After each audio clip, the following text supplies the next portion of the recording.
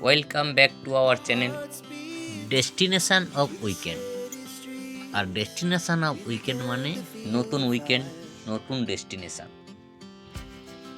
তাই আজ আমরা বেরিয়ে পড়েছি ইকো পার্ক ভ্রমণের উদ্দেশ্যে। বাড়ি থেকে আমরা পৌঁছে গেলাম কোমাগাতা মারু বজবজ রেল স্টেশনে। আর এখান থেকে ট্রেন ধরবো, ট্রেনে করে উল্টোডাঙ্গা যাব। এখনও আমাদের ট্রেন এসে পৌঁছায়নি, তাই স্টেশনে এসে দাঁড়ালাম।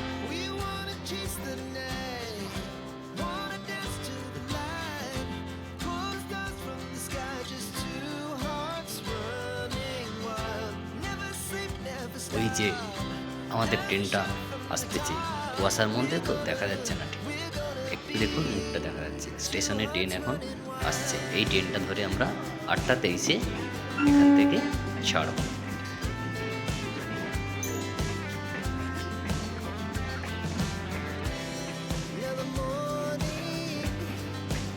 এখন আমাদের ট্রেন ছেড়েছি, জাস্ট আমরা বসে ট্রেনে যাচ্ছি।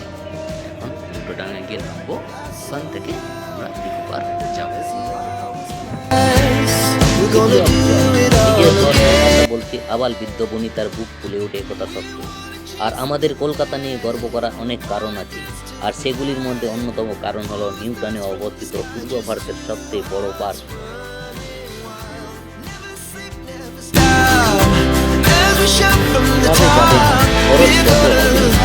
কি দেখবেন, সমস্ত তথ্য পেয়ে যাবেন এই ভিডিওটিতে। তাই ভিডিওটি স্কিপ না করে পুরো ভিডিওটা দেখতে থাকুন। আর ইকো পার্কের সম্বন্ধে সমস্ত তথ্য পাওয়ার জন্য চলুন মূল ভিডিওতে।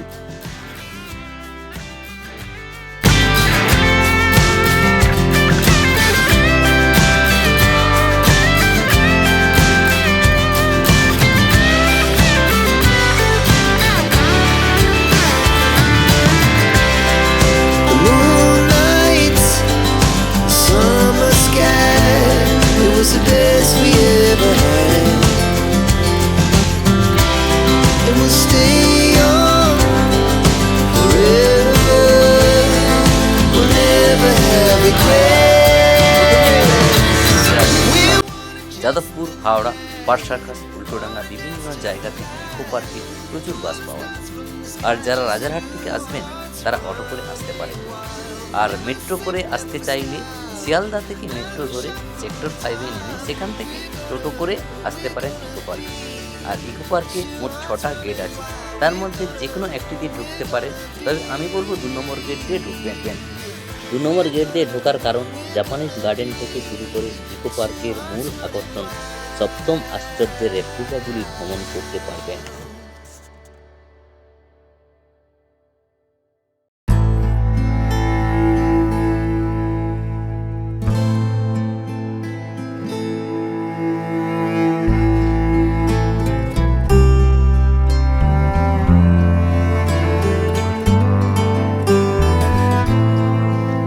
আমার মতো বাঁদিকের রাস্তা ধরে লেকটি বরাবর ধীরে ধীরে হাঁটতে থাকুন।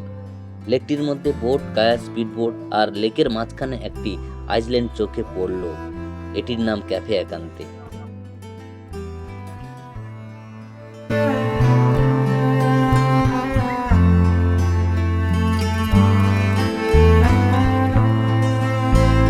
তাদের বাগানগুলি শান্তি ও ধ্যানের আদর্শ জায়গা বলে মনে করেন ইকো পার্কে সেই জাপানিজ ফরেস্টটা, সেই বিষয়টি মাথায় রেখে বানানো হয়েছে।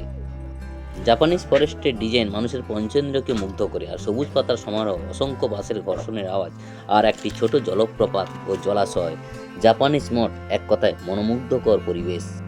আপনার মনে এক দারুণ এনার্জি এনে দেবে। এছাড়া ছোট বড় বুদ্ধ মূর্তি আপনার নজর কাড়বে। জাপানিজ ফরেস্টের পর প্যারিসের আইফেল টাওয়ারের রেপ্লিকাটাও আপনার খুব ভালো লাগবে।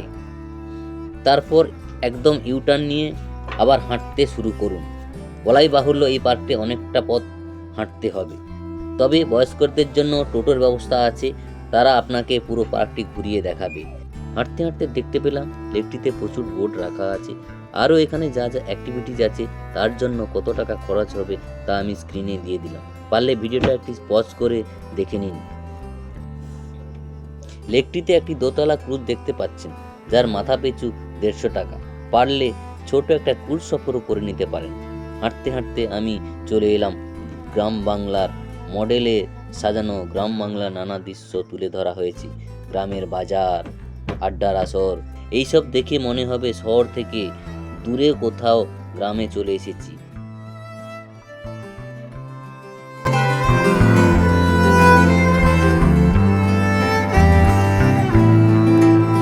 গ্রামের পাঠশালাটি থেকে বিভূতিভূষণ বন্দ্যোপাধ্যায়ের সেই পথের পাঁচালী উপন্যাসে সেই পাঠশালার কথা মনে পড়তে বাধ্য।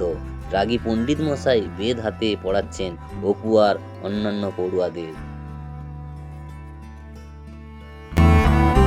এটি হচ্ছে সোলার ডোম। এখানে 2500-এরও বেশি সোলার প্যানেল দিয়ে বানানো হয়েছে এই সোলার ডোম।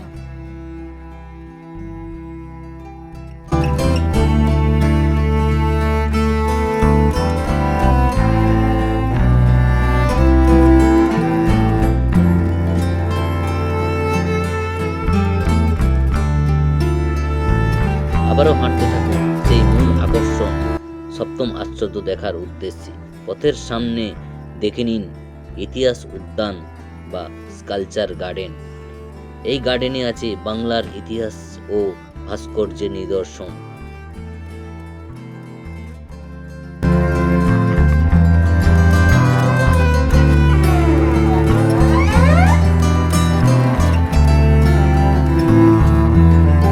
যেটি দেখার জন্য আমরা সবাই খুবই উৎসাহ।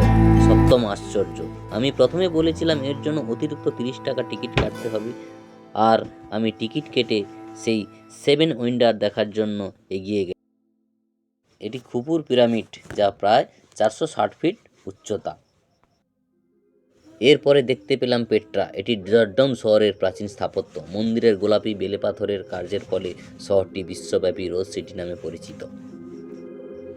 তৃতীয় আশ্চর্য হিসাবে দেখতে পেলাম ক্রিস্ট দ্য রেডিমার। চতুর্থ আশ্চর্য মোয়া স্ট্যাচু, শত শত বছরের প্রত্নতান্ত্রিক নিদর্শন। সুকৌশল শিল্পে ঘেরা চিলির দ্বীপ ইস্টার আইল্যান্ড, আর সেই আইল্যান্ডে ছড়িয়ে রয়েছে প্রচুর মোয়ার মূর্তি। পঞ্চম আশ্চর্য হলো ভারতের তাজমহল, আর তাজমহল সম্পর্কে নতুন কিছু বলার আছে বলে আমার মনে হয় না।